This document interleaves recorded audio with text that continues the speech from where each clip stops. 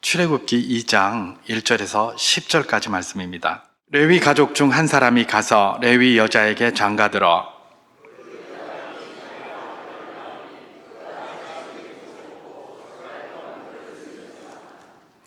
더 숨길 수 없게 되매 그를 위하여 갈대 상자를 가져다가 역청과 나무진을 칠하고 아기를 거기 담아 나일 강가 갈대 사이에 두고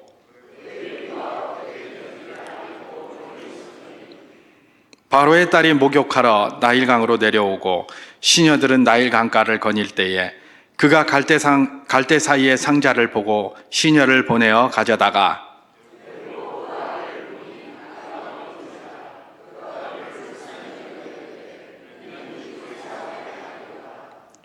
그의 누이가 바로의 딸에게 이르되 내가 가서 당신을 위하여 히브리 여인 중에서 유모를 불러다가 이 아기에게 젖을 먹이게 하리이까.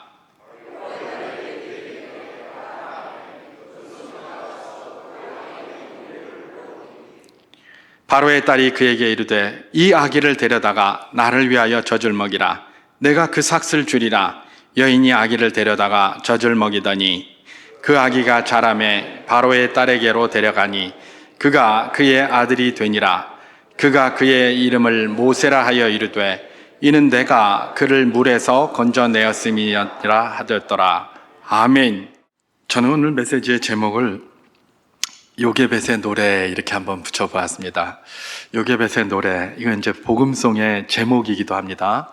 지난 4월 마지막 주에 우리 오후 찬양 예배 때 우리 수정 찬양단에서 그걸 불렀고, 또 지난 수요일도 5월 8일 어버이날 수요 기도회 때도 이 복음송을 그렇게 찬양대가 그렇게 불렀습니다마는 요게벳의 노래, 이게 오늘 제목입니다. 요게벳은 모세의 어머니의 이름이기도 합니다.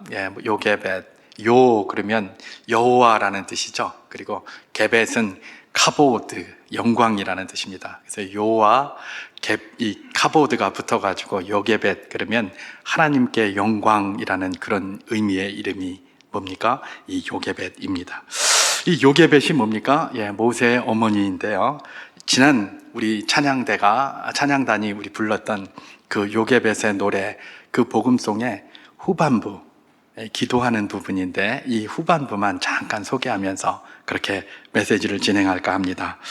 제가 그 부분만 한번 읽어보겠습니다. 너의 삶의 참 주인, 너의 삶의 참 부모이신 하나님, 그 손에 너희의 삶을 맡긴다. 너의 삶의 참 주인, 너를 이끄시는 주, 하나님 그 손에 너의 삶을 드린다. 그가 널 구원하시리, 그가 널 이끄시리라. 그가 널 사용하시리, 그가 너를 인도하시리. 그렇게 얘기를 합니다. 모세를 갈대 상자에 이렇게 태워서 보내면서 이 어머니인 요게벳이 기도하며 불렀을 법한 그런 내용을 바로 그렇게 기록한 것이 이 요게벳의 노래인 것이죠. 모세는 오늘 본문 1절에 레위 사람 중에서 뭐 이렇게 한 사람이 장가들었다 이렇게 돼 있는데, 아버지가 아므람이라는 사람이었습니다. 이 사람은 이제 레위인 중이었는데, 레위 사람이었는데, 아므람은 말 그대로 그러면 백성이라는 뜻입니다. 그리고 람 그러면 높다라는 뜻입니다. 그래서 높은 백성, 높은 사람이라는 뜻입니다. 그런 사람과 하나님께 영광, 여호와께 영광이라는 요게벳이라는 여인이 둘이 결혼을 해서 아들을 낳았는데 그 아들의 이름이 뭡니까? 모세였어요. 이 모세를 갈대 상자에 담아서 보내면서 그렇게 기도를 했던 것이죠. 너의 삶의 참 주인, 너의 참 부모이신 하나님, 그 손에 너의 삶을 맡긴다. 제가 특별히 오늘 어버이 주일인데 왜 이런 제목을 가지고 이런 메시지를 하게 되었는가? 우리 부모님들을 가만히 생각해 보니까 늘 그 요게벳의 마음으로 사셨던 것 같아요. 요게벳의 마음이 뭡니까? 정말 자식들을 사랑하셔서 자식들을 위해서 최선의 선택을 하며 최선을 다해서 사셨습니다. 그게 우리 부모님들입니다. 그리고 자기가 힘이 붙여서 하지 못할 때 그 모든 것들을 뭡니까? 하나님께 맡긴 것이죠. 내가 어떻게 할 수 없으니 우리 하나님, 내가 여기까지 하는 게 다입니다. 다음은 하나님께 맡깁니다. 우리 부모님들이 그렇게 우리를 길러 오셨습니다. 그런 삶을 사셨고 지금도 살고 계시고 앞으로도 주님이 부르시는 그날까지 아마 그런 삶을 살아가게 되실 텐데요. 이런 어버이의 은혜에 감사하면서 이번 한 주간 한번 그걸 계속해서 되뇌이면서 보냈으면 참 좋겠습니다. 또한 이런 어버이 밑에서 그것이 어떤 모양으로든 이런 어버이 밑에서 우리를 태어나게 하시고 우리를 자라게 하시고 우리를 지금까지 인도해 주신 찬한 하나님께 감사해야 할 것입니다. 그것이 바로 이 어버이 주일에 우리가 다시 한번 고백하면서 마음속에 새겨야 할 귀한 교훈이 아닐까 그렇게 생각이 됩니다. 자, 이 노래의 배경, 이 요게벳의 노래라고 제가 메시지를 붙였기 때문에 먼저 이 노래의 배경을 좀 이렇게 살피면서 이제 요게벳을 한번 통해서 우리 부모님의 어떤 모습이었는지를 한번 보기를 소망하면서 들어가기를 원하는데요. 이 노래의 배경이 되는 당시의 상황을 한번 살펴볼 필요가 있습니다. 출애굽기 1장에 보면 요셉을 알지 못하는 왕이 일어났다 이렇게 되어 있습니다. 요셉을 알지 못하는 왕이 누구냐? 그럼 요셉을 아는 왕은 누구였느냐? 이런 걸 우리가 한번 생각해 볼 필요가 있습니다. 여러분, 요셉이 이 애굽으로다가 팔려갈 때에 그때의 애굽을 통치하고 있던 왕조를 학자들은 힉소스 왕조였다라고 그렇게 이야기를 합니다. 힉소스는 어떤 왕조냐? 아시아 사람들입니다. 아시아, 셈족 계통의 아시아 사람들이었어요.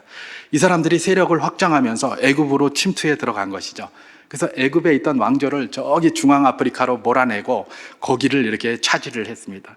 이렇게 차지하고 이 힉소스, 이 셈족인 힉소스가 통치하고 있을 때 누가 간 겁니까? 요셉이 팔려간 겁니다.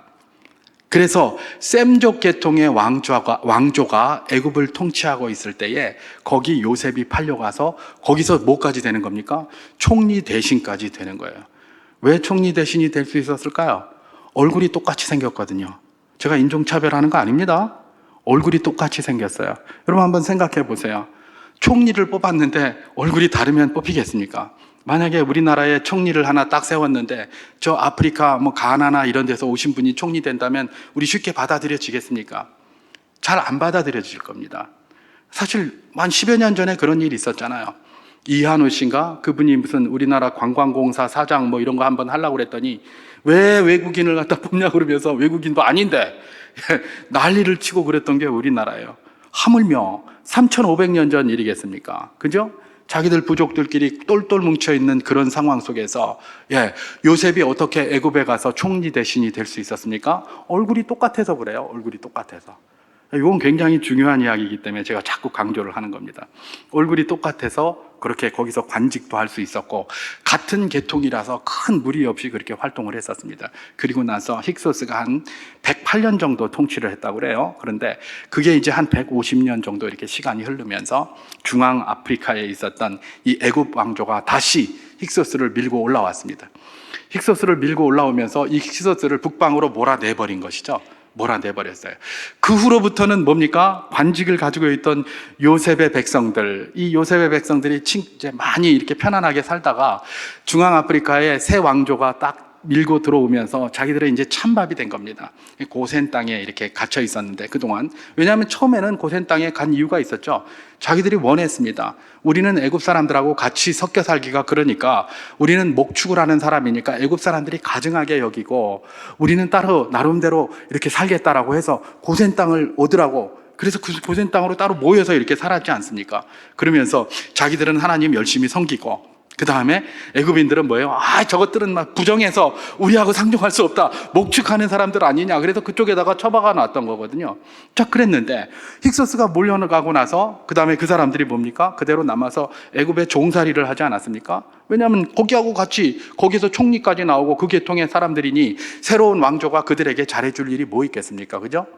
굉장히 박해를 하고 종살이를 하면서 시간이 한참 흘렀습니다. 그게 약 300년의 시간이 흘렀습니다. 300년 동안 종살이를 하면서 그렇게 흘렀어요.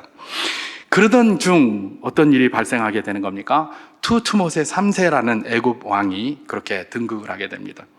이 투트모세 3세가 딱 등극을 해서 가만히 보니까 힉소스가 다시 이렇게 흥기하는 것 같고 힘을 얻는 것 같고 이러니까 안 되겠다. 저것들이 다시 쳐들어오지 못하게 우리가 방비를 해야 되겠다. 그래서 뭘 쌌습니까? 국고성 비돔과 라암셋을 쌌습니다. 그러니까 그것들이 침투해 들어오면 이 국고성 비돔과 라암셋을 딱 가지고 막아내야 되겠다, 이제 이렇게 했던 것이죠. 그래서 비돔과 라암셋을 많이 쌓았습니다. 근데 그 비돔과 람셋을 쌓는 건 누가 주로 했겠습니까? 예, 당연히 히브리 노예들이 했겠죠. 히브리 노예들이 와서 그런 일을 하는 것 아니겠습니까? 노예들을 이렇게 시켜가지고 하는데, 가만히 보니까 이 고센 땅에 히브리 사람들이 굉장히 많은 겁니다. 굉장히 많은데 문제는 뭐예요? 자기의 대적인 저기 힉소스하고 얼굴이 똑같은 거예요. 얼굴이 똑같은 거예요. 그러니까 저것들 봐라. 저 힉소스가 몰고 내려오면 저거 왜 얼굴이 똑같지? 저거 대적의 편 아닌가? 이런 생각 분명히 들지 않겠습니까? 제가 출애굽기 1장 9절에서 10절 말씀을 봉독해 보도록 하겠습니다. 그가 그 백성에게 이르되 이 백성 이스라엘 자손이 우리보다 많고 강하도다. 자, 우리가 그들에게 대하여 지혜롭게 하자. 두렵건대 그들이 더 많게 되면 전쟁이 일어날 때에 우리 대적과 합하여 우리와 싸우고 이 땅에서 나갈까 하노라 하고, 이렇게 되어 있습니다. 이 말이 뭐냐면 이겁니다. 저 힉소스 저거하고 얼굴이 똑같은데 저 힉소스가 우리 침공에 들어올 때 우리 허리를 치고 이 히브리 백성들이 들어오면 우리 망할 것 아니냐, 이러는 겁니다. 그러니까 저 히브리 백성들을 가만 놔두면 안 되겠다. 저것들을 어떻게 처리해야 되겠다, 이 생각이 들지 않겠습니까? 당연히 국방을 위해서 바로는 얼마든지 그렇게 생각을 할 것입니다. 그런데 문제는 뭡니까? 히브리 백성들이 그동안 300여 년 동안 노예 생활 해왔잖아요, 자기들한테. 그죠? 그 노예를 한꺼번에 다 없앨래니까 그렇잖아요. 게다가 힉소스의 침략을 막기 위하여 만들어 놓은 비돔과 라암셋이라는 거대 토목공사를 지금 시작을 해놨는데, 히브리인들 다 죽여버리면 누가 그걸 하겠습니까? 그죠? 그러니까 죽이지도 못하고 이러지도 못하고 저러지도 못하고 있는데, 그런데 히브리인들은 얼마나 건강한지 애를 그냥 너무 잘 낳는 겁니다. 그러니까 사람이 계속해서 늘어나는 겁니다. 인구가 그냥 쭉쭉쭉쭉 늘어나요. 그래서 이제 바로가 특단의 조치를 취하게 되는 것이죠. 뭡니까? 이 사람들을 죽일 수는 없고 이 사람들을 노예로 계속해서 써야 되니까 우리는 산하 제한 조치를 취하자. 우리말로 하면 산하 제한 조치를 취하자, 이렇게 했던 겁니다. 그래서 뭘 하냐?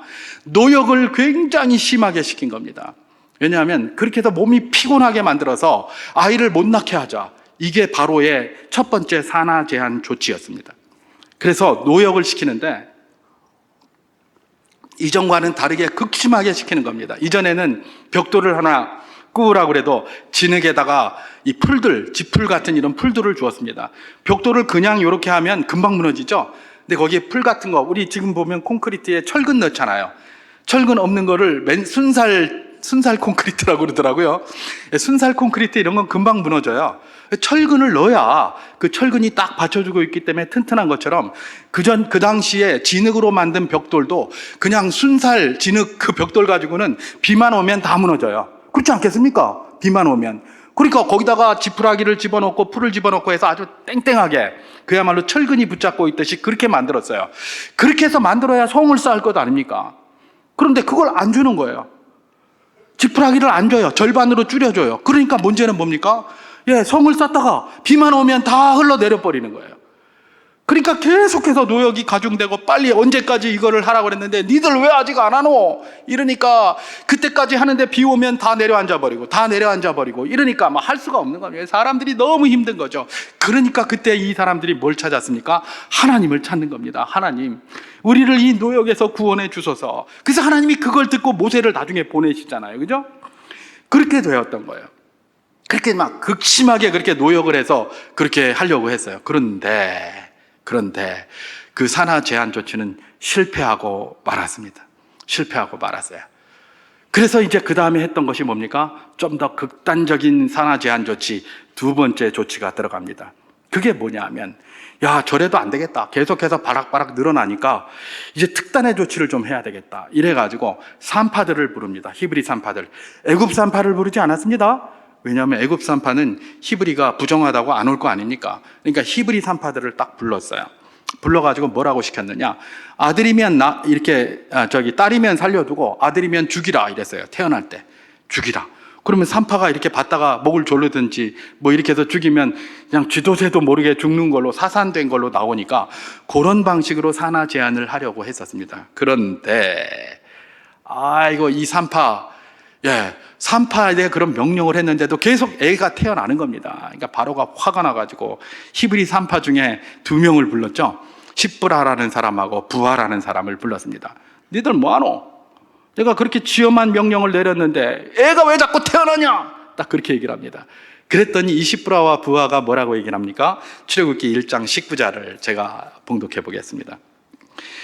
산파가 바로에게 대답하되 히브리 여인은 애굽 여인과 같지 아니하고 건장하여 산파가 그들에게 이르기 전에 해산하더이다 하였더이다 하며 이렇게 얘기를 합니다. 예, 산파에게 죽이라고 했는데 산파가 그 집에 가기 전에 이미 다 나아 있는 거예요. 예, 나아 있는 거예요. 아, 이게 무슨 뻥이냐? 예, 아닙니다. 이 산파들은 거짓말한 거 아니에요. 진짜 그랬어요. 거짓말한 게 아니라 하나님은 그래도 그들을 굉장히 복 주셨다고 되어 있는데 거짓말한 게 아니에요. 진짜 그래요. 어쩌면 혹시 조금 늦게 갈 수는 있었을지 모르겠어요. 근데 진짜 그랬어요.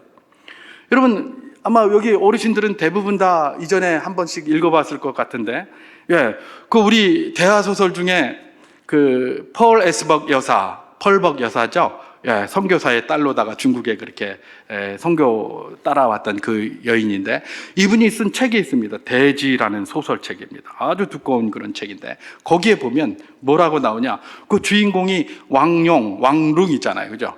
그리고 그 부인이 오란입니다. 오란이 덩치도 좋고 일을 너무 열심히 하는 여인이에요, 그죠? 그 이 여인이 어떻게 일합니까? 어떻게 합니까? 예, 밭에 가서 막 일하다가 갑자기 해산의 통증이 느껴오는 거예요. 임신을 했는데 막 일하다가 해산이 나오니까 자기 혼자 밭에 앉아서 애 낳아가지고 옆에다 놓고 그리고 또 일해요. 이게 대지에 있는 내용이에요. 이 거짓말입니까? 아닙니다. 실제입니다. 이게 실제. 그때 그렇게 했었어요. 그 사람이 뭐 중국에 대해서 거짓말하면 뭐 하겠습니까? 그런 현상들이 많이 있으니까 그렇게 쓴 것 아니겠습니까? 그렇게 했던 거예요. 자기가 직접 애를 이렇게 제가 무슨 이야기를 하고 있느냐? 예. 여러분 히브리 백성들은 노역을 하면 할수록 건강해가지고 말입니다. 여인들이 애를 너무 잘 낳는 겁니다. 저는 이걸 뭐라고 이야기를 하냐? 이건 제 말입니다. 과도한 노역의 역설. 과도하게 노역해가지고 애를 산하 제한을 하려고 했는데 과도하게 노역을 시켰더니 애를 더 잘 낳는 거예요. 애를 더 잘 낳는 거예요. 그냥 쑥쑥 낳는 거예요. 산파가 오기도 전에 낳아요. 애굽 여인들은 애를 못 낳았어요. 왜냐하면 이 사람들은 아무것도 안 했거든요. 전부 노예가 있고 종이 있으니까 그거 다 시켜가지고 맨날 이러고 누워가지고 이러다가 애를 낳으려고 하니까 산파 없이는 애를 낳을 수도 없고 낳을 수가 없어요. 가만히 있으니까. 그런데 이 히브리 여인들은 내 가서 노가다 하고 노역하고 이러니까 막 너무 건강해가지고 애를 막 쑥쑥 낳는 겁니다, 그냥.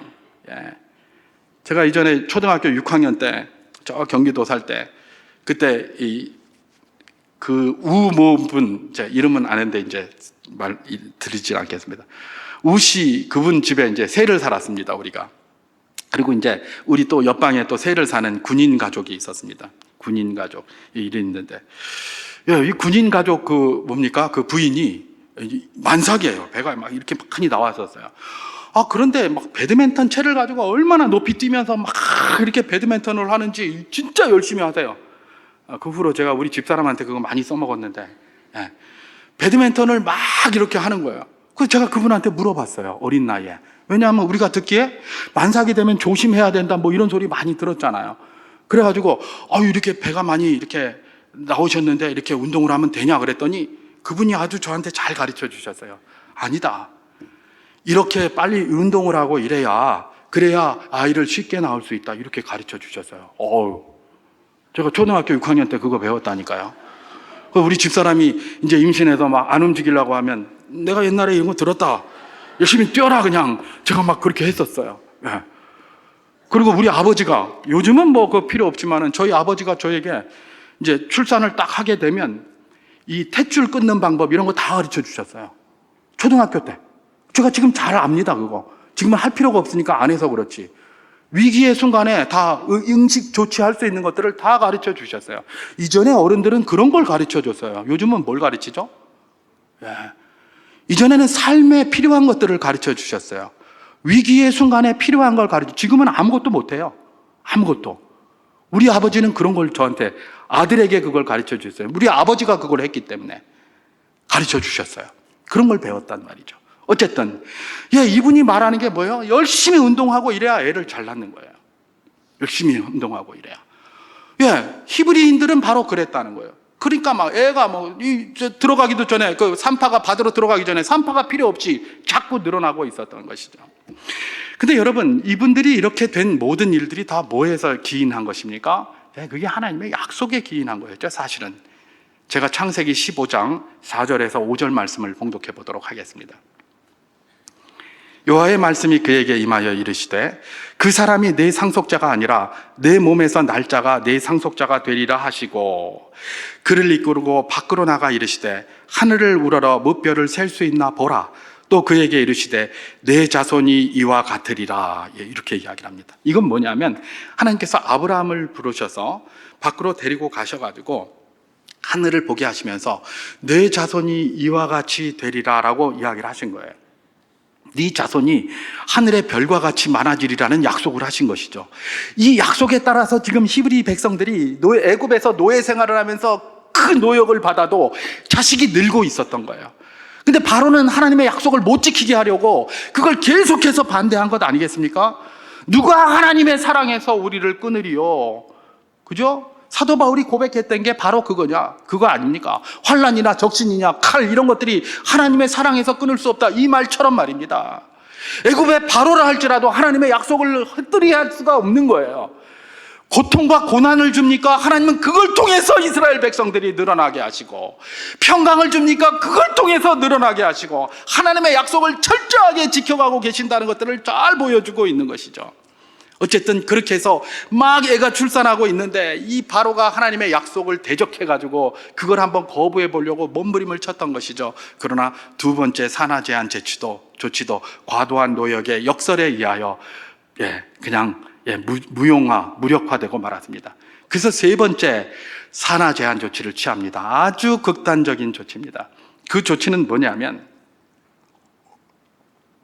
모든 백성에 그렇게 요구를 한 것이죠. 딱 낳아가지고 딸이면 살려두고 아들이면 나일강에다 다 던져버려라, 그렇게 이야기를 했습니다. 우리는 이제 성경에 이렇게만 나와 있기 때문에 아들 낳으면 무조건 강에다 던져서 죽여버려라, 이렇게 했다라고 생각을 할 가능성이 굉장히 높습니다. 그죠? 그런데 여러분, 아무리 노예라고 할지라도 네 자식 낳으면 그냥 강에다 갖다 다 던져버려라 이러면 누가 그걸 할 사람이 있겠습니까? 그죠? 그러면 바로가 내린 이 명령은 뭐였을까요? 바로는 그 당시에도 유행하고 있는 풍습을 하나 이야기한 겁니다.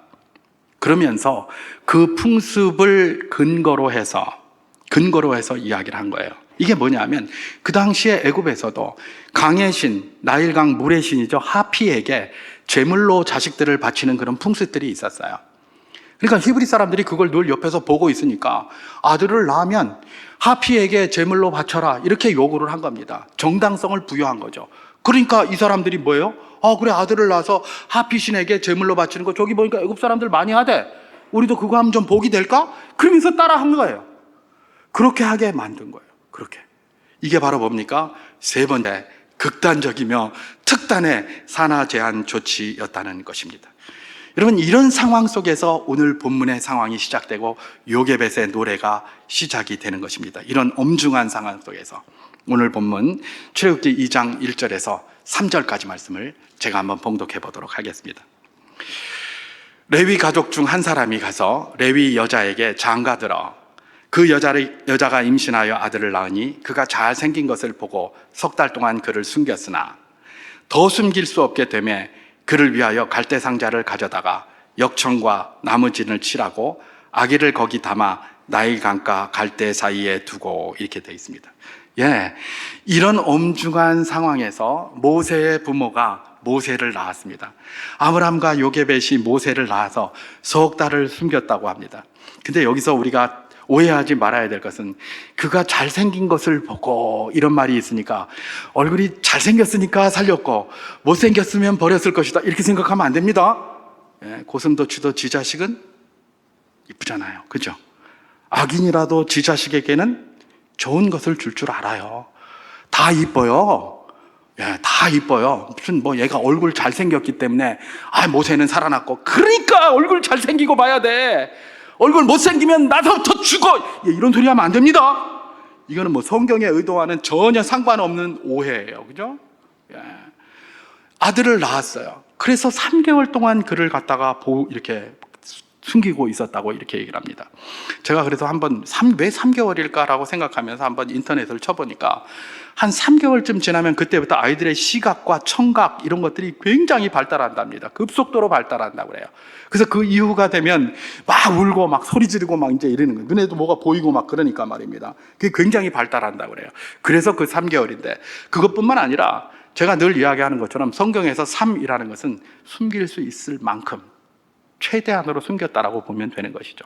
숨길 수 있을 만큼 최대한으로 그를 숨겼던 것입니다. 그런데 어떻게 됩니까?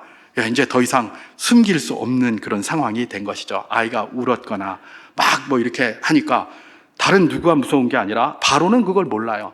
누가 할까요? 우리 옆집의 사람이 하는 거예요. 옆집의 사람이. 그럼 옆집의 사람들은 아무 문제가 없으면 말 안 하는데 왜 우리 아들은 던졌는데 저 아들은 안 던지노? 이렇게 되는 거예요.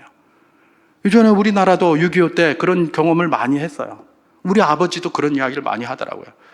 내가 이렇게 와서 숨어 있으면 옆에 사람들이 인민군한테 가서 고소를 하는 겁니다. 저기 누구 와 있다고. 우리 애는 전쟁 나가서 죽었는데 저것들은 돌아왔으니까 짜증난다 이거예요. 그래서 고소를 해서 죽는 경우가 여러 번 있는 거예요. 그때도 마찬가지예요. 자꾸 울고 그러니까 바로가 저기 멀리 있는 바로가 듣는 게 아니라 내 옆에 있는 사람이 듣게 되는 것이죠. 그러니까 어떻게 합니까? 특단의 조치를 취해야 될 것 아닙니까? 자기가. 바로 그것입니다. 그래서 갈대 상자를 만들어서 거기에 모세를 담아서 이렇게 강가에 띄워놓은 것. 그게 바로 뭡니까? 요게벳 노래의 내용이고 오늘 본문에 그런 내용 중에 있는 것입니다. 여러분, 요게벳의 이런 모습, 그야말로 갈대 상자를 만들어서 이 모세를 거기다 담아서 물에 띄우는 이 모습에서 우리는 그야말로 부모님의 큰 사랑을 발견할 수 있습니다. 요게벳이 얼마나 아들 모세를 사랑했는지 알 수가 있는 것이죠. 이런 말하면 뭐라 카노? 갈대 상자에 담아서 떠내려가서 죽게 만들었는데 그게 사랑이란 말이가? 이렇게 생각할 수 있어요. 그죠? 사랑한다면 데리고 살아야지. 지 목숨에 칼이 들어와도 데리고 살아야지. 왜 거기다가 갈대 상자에 담아가지고 물에다 띄운단 말이고 그게 사랑했단 말인가? 이렇게 말할 수 있어요. 그죠? 그런데 요게벳이 왜 그럴 수밖에 없었을까요? 그 상황을 생각해 보는 거예요. 만약에 요게벳이 그 아이를 갖다가 갈대 상자에 해서 물에다가 넣지 않았다면 그 후에 닥칠 이 요게벳의 가정의 문제는 어떤 것이었겠습니까? 모세에게 형이 있어요. 이미 아론이 있잖아요. 그죠? 그 모세의 누나도 있어요. 누굽니까? 미리암이 있잖아요. 그죠? 그러니까 일가족이 다 몰살당하게 돼 있어요. 일가족이 다 죽어요. 그런데 이 모세만 붙들고 있을 수 없잖아요. 그죠? 그러니까 갈대 상자를 만든 거예요. 갈대 상자를 만든 거예요. 다른 가족들도 살아야 되잖아요. 그러니까 그걸 만든 거지. 그걸 뭘 그냥 얘만 저기 해서 이게 아닌 거지. 자기 혼자 살려고. 아마 요게벳 자기 혼자 사는 것이었다면 이렇게 하지 않았을 겁니다. 자기 모든 가족들이 다 몰살당해야 될 그런 상황 속에서 어쩔 수 없는 선택을 한 것이 무엇입니까? 갈대 상자예요. 그게 사랑의 정점이에요. 얼마나 눈물을 흘리면서 그걸 받았겠습니까? 근데 여기서 우리가 이런 질문을 해봐야 됩니다. 요게벳이 이 아이 죽으라고 그야말로 갈대 상자에 담아서 휙 던져버렸다는 것인가? 아니면 살리려고 이랬을 것인가? 흔히들 죽이려고 그렇게 한 걸로 생각해요. 이렇게 떠나면 죽을 것 같다라고 그렇게 생각을 합니다. 그렇지 않습니다. 요게벳은 지금 살리려고 이러는 거지 죽이려고 이러는 게 아니에요. 살리려고 이러는 거예요. 자기 목숨이 경각에 담겼는데도 갈대 상자에 우리 요게벳의 노래만 해도 그 앞에 보면 눈물 뚝뚝 흘리는 요게벳의 내용이 나옵니다만은 아이가 이렇게 하면 죽을까봐 죽이려고 한 게 아니에요. 요게벳은 지금 살리려고 이러고 있는 겁니다. 살리려고. 만약에 죽이려고 했다면 어떨까요? 갈대 상자에다가 역청은 뭐하러 바르고 지는 뭐하러 바릅니까? 안 그렇습니까? 죽이려고 해서 그냥 휙 던져버리지. 그렇잖아요. 빨리 죽고 소리도 안 나고 그래야 자기한테 더 나을 것 아닙니까? 그런데 갈대 상자를 만들고 거기 물 들어올까봐 역청 바르고 진 바르고 해서 물 한 방울 안 들어오게 만드는 거예요. 그리고 나서 어떻게 합니까? 그렇게 하고 나서 그걸로 끝난 게 아닙니다. 그냥 그걸 갖다 누가 관찰하게 합니까? 뒤에 보면 미리암이 그걸 관찰하는 그런 내용들이 나와요. 여러분, 미리암이 관찰하다가 걸리면 어떻게 되겠습니까? 다 일망타진당할 것 아닙니까? 그럼에도 불구하고 이 일을 하고 있어요. 이건 죽으라고 하는 게 아니에요. 죽으라고 하는 게 아니에요. 얼마든지 위험할 수 있는 이런 상황 속에서도 지금 모세를 살리기 위한 미리암과 이 요게벳, 어머니 요게벳의 이 모든 계획은 차근차근 진행되고 있었다는 것입니다. 여러분, 이전에 우리 부모님들 가운데 그런 부모님들이 많이 계시지 않습니까? 뭡니까? 내가 너무 가난하니까 자식들 밥도 제대로 못 먹이는 거예요. 그러니까 네 가서 밥이라도 좀 먹고 살았으면 좋겠다라고 생각을 해서 어떻게 한 겁니까?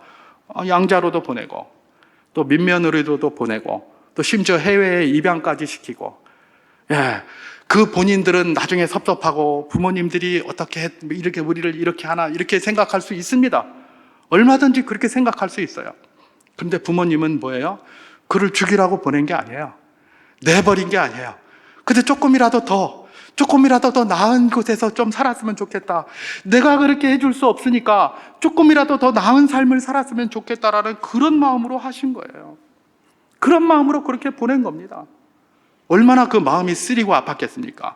내가 데리고 사는 게 제일 좋지만, 그러나 내가 데리고 있는 것보다 다른 사람이 더 낫게 생각이 되니 거기다 그렇게 보낸 것 아니겠습니까? 그런 마음이 요게벳의 마음이었다라고 생각하면 정확합니다. 그래서 보낸 거예요.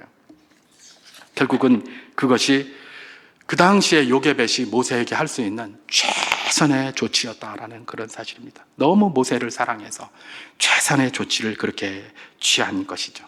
그런데 그게 뭐예요? 죽이려고 그렇게 했던 것이 아니라 살리려고 지금 몸부림치고 있는 거예요. 일반적으로 죽이려고 죽을 것 때문에 괴로워했다라고 생각했는데 그게 아니라 애초에 요게벳은 죽인다는 생각은 전혀 하지 않았어요. 이렇게 해서 모세를 살려봐야 되겠다. 그래서 좀 더 나은 데서 살게 해야 되겠다. 이런 마음으로 했던 최선의 선택이었다는 것이죠. 제가 오늘 본문 출애굽기 2장 3절에서 4절을 봉독해 보도록 하겠습니다. 더 숨길 수 없게 되매 그를 위하여 갈대 상자를 가져다가 역청과 나무진을 칠하고 아기를 거기 담아 나일강과 갈대 사이에 두고 그의 누이가 어떻게 되는지 알려고 멀리 섰더니, 그렇게 되어 있습니다. 아까도 말씀드린 것처럼 그냥 죽으려고 했었으면 그냥 휙 던져버렸을 텐데, 물도 한 방울 안 들어오게 배를 잘 만들었고 거기다 실어서 쫙 보내고, 그의 누이가 멀리 서서 그걸 본다고 그랬어요. 이 멀리 서서, 요거는 그 다음 말씀과 연관이 돼 있어서 제가 좀 이따 이야기할 텐데, 그 멀리는 어디일까? 지금 요게벳하고 미리암이 같이 서서 이렇게 하는 게 아니에요. 미리암은 다른 데가 있어요. 다른 데가 있고 요게벳이 여기다가 딱 이렇게 갈대 상자를 내려놓고 미리암은 저쪽 멀리서 이렇게 보고 있어요. 저쪽 멀리가 어디일까? 바로의 공주 옆이에요. 그 당시에 미리암은 바로의 공주의 시녀 역할을 하고 있었던 것 같습니다. 그래서 바로의 공주 옆에 있다가 그걸 쫙 지켜보고 있는 겁니다. 거기서 딱 신호할 때까지. 이게 지금 다 계획하고 있는 겁니다. 죽이려고 변하는 게 아닙니다. 제가 오늘 본문 출애굽기 2장 5절에서 7절까지 말씀을 봉독해 보겠습니다. 바로의 딸이 목욕하러 나일강으로 내려오고 시녀들은 나일강가를 거닐 때에 그가 갈대사의 상자를 보고 시녀를 보내어 가져다가 열고 아기를 보니 아기가 우는지라 그가 그를 불쌍히 여겨 이르되 이는 히브리 사람의 아기로다. 그의 누이가 바로의 딸에게 이르되 내가 가서 당신을 위하여 히브리 여인 중에서 유모를 불러다가 이 아기에게 젖을 먹이게 하리까? 이렇게 얘기합니다. 여러분, 바로의 딸이 누굽니까? 그 당시에 이 바로의 딸은 핫셉수트로 알려져 있습니다. 핫셉수트는 여자예요. 여자. 투트모세 2세의 아내였습니다. 근데 이 아내가 딸만 낳고 남편이 죽었어요. 남편이 다른 여인에게 낳은 아들이 있었어요. 그게 투트모세 3세예요. 근데 애굽에는 여자가 왕이 될 수가 없으니까 저기 다른 여자에게 낳은 저 어린 투트모세 3세가 이제 왕위를 물려받게 됐어요. 그러니까 이 핫세수트가 자기가 적통인데 딸이다 보니까 자기는 왕이 될 수는 없고, 그러니까 어떻게 한 겁니까? 자기가 낳은 딸 하나, 그 딸에게 투트모세 3세를 결혼을 시킵니다. 그래서 그에게 왕위를 주고 자기가 공동 통치를 하는 섭정으로 자리하고 있습니다. 여기서 바로의 공주가, 아니 공주 따위가, 황제가 바로가 이야기한 걸 어떻게 어긴단 말입니까? 그죠? 이런 힘이 있는 사람이 누구예요? 핫셉수트였습니다. 그래서 지금도 보면 핫셉수트에 미이라가 있다고, 이게 뭐지? 뛰는 마스크가 있다고 하죠. 미이라에 보면. 그러면 이 마스크에 이렇게 수염이 있다고 합니다. 수염. 이거는 남자에게만 주는 수염인데 이 사람은 여잔데도 워낙 철권 통치를 했기 때문에 왕처럼 이거를 넣었다고 그래요. 그래서 이제 그게 룩소르인가 그런 데 가면 그런 게 있다고 합니다. 이렇게 쭉 된 게. 이 정도로 철권 통치를 하던 권한이 있는 여자였어요. 이 여자가 있는데 모세의 누이 미리암이 바로의 딸, 바로의 공주 옆에 가서 이야기를 할 수 있다? 어떻게 이야기를 합니까? 보초가 얼마나 많고 호위병이 얼마나 많은데. 그죠? 그러면 바로 옆에서 이야기할 수 있었다는 것은 미리암이 분명히 시녀의 역할을 하고 있었다는 겁니다. 히브리 노예로서 거기서 시녀 역할을 하면서 바로의 공주 옆에서 같이 이렇게 수종 들고 있었던 거예요. 그 멀리서 모세가 저기 내려오는 것들을 딱 보고 있는 거예요. 딱 보고 있는 거예요. 그런데 갑자기 핫세프트가 그걸 딱 가더니 딱 한 것이죠. 핫세프트는 그 당시에 자기가 아들이 없었기 때문에 아들 하나 있었으면 이런 문제가 없는데 딸밖에 없어서 저기 다른 여자가 낳은 그 아들에게 왕위를 물려주는 것에 대해서 굉장히 기분이 나빴던 사람입니다. 그래서 히브리 딱 보고 이거 아들이네! 그러면서 자기가 양자로 삼은 거예요. 그래서 이 모세가 확 이렇게 성장할 수 있는 그런 기틀이 마련되는 것입니다. 여러분, 이게 요게벳이라는 여인이 말입니다. 어머니가 그냥 막 이런 여인이 아니었습니다. 철저하게 계획을 했고 심지어 이분은 정치적으로도 굉장히 수완이 좋은 분이었는데 핫셉스투에게 데려가진다면 바로도 어떻게 할 수 없을 것이다라는 걸 잘 알았던 거예요. 그래서 그 계산을 철저하게 한 겁니다. 여러분, 지금 오늘 바로의 공주가 목욕을 하러 나일강에 내려왔다고 합니다. 아니, 바로의 공주가 궁전에 물이 없어서 목욕하러 나일강에 내려오겠습니까? 그거 힘든데? 그죠? 뭐하러 그 목욕하러 거기를 내려왔겠습니까? 이건 그냥 자기가 평소에 몸이 찝찝해서 목욕하고 수영하러 왔다는 말이 아닙니다. 나일강에 하피 신에게 제사 드리는 날에 그 강물로 목욕 재개를 하고 그리고 제사를 드리는 거예요. 이 모든 일정과 동선을 누가 이야기를 해줍니까?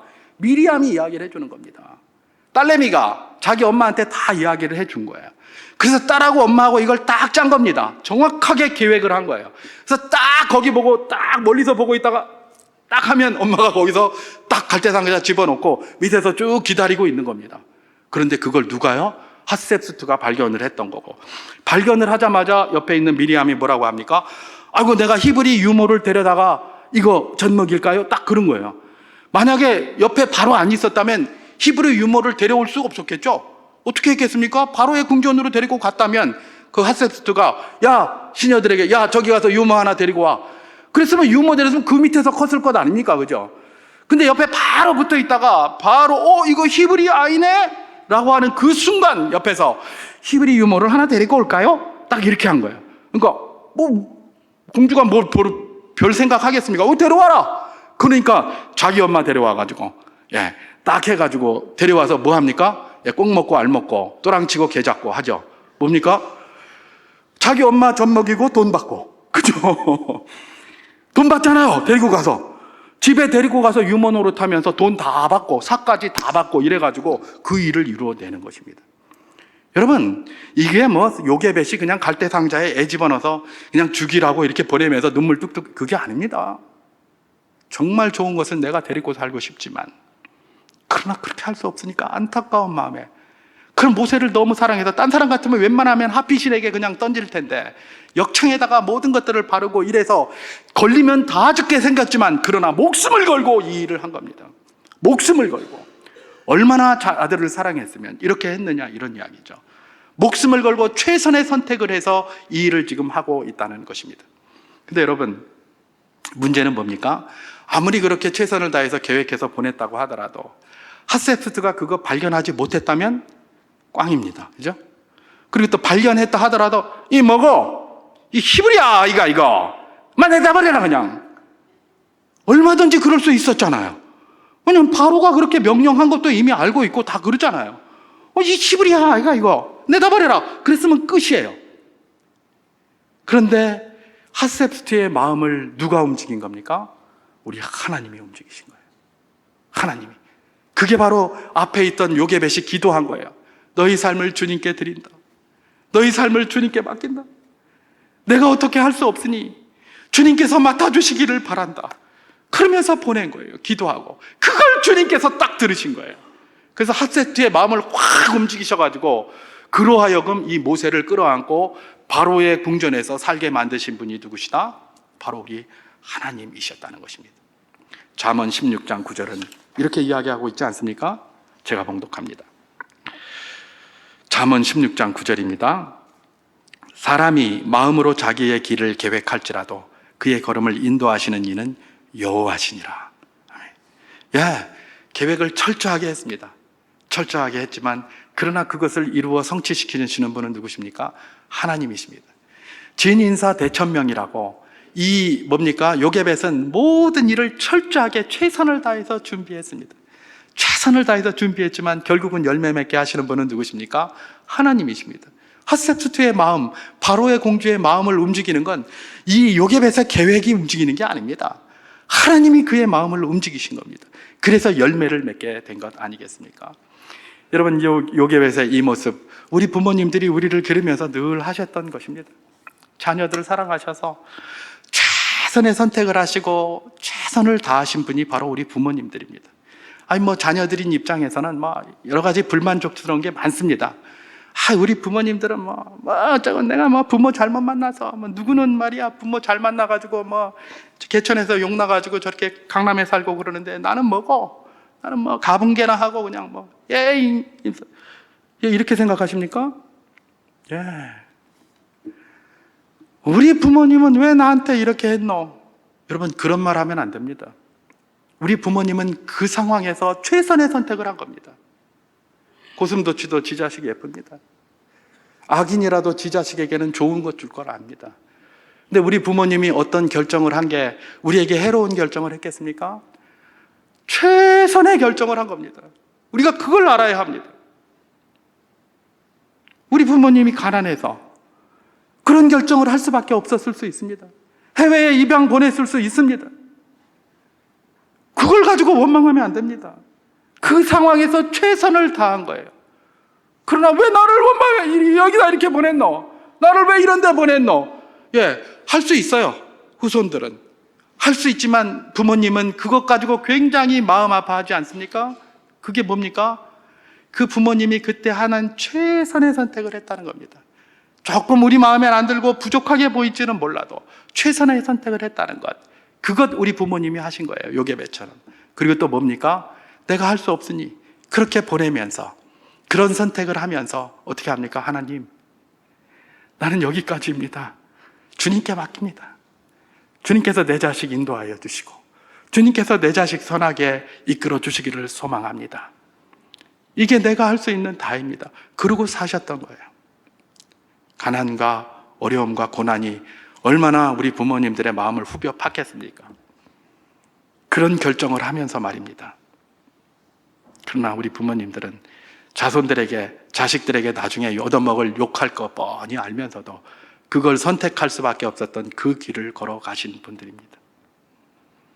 앞으로도 그럴 겁니다.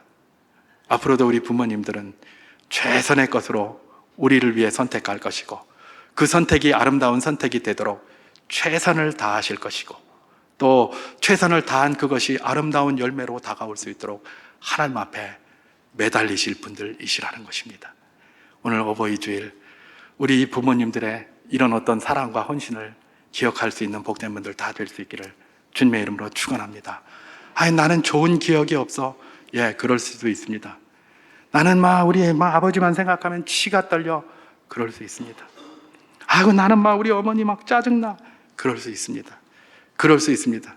그러나 그 상황에서 그분들의 선택이 최선이었다는 것, 그거보다 더 나은 것이 없을 수 있었다는 것들을 우리는 늘 기억해야 될 것입니다. 그러면서 감사를 돌려드리는 이 한 주가 되기를 소망합니다.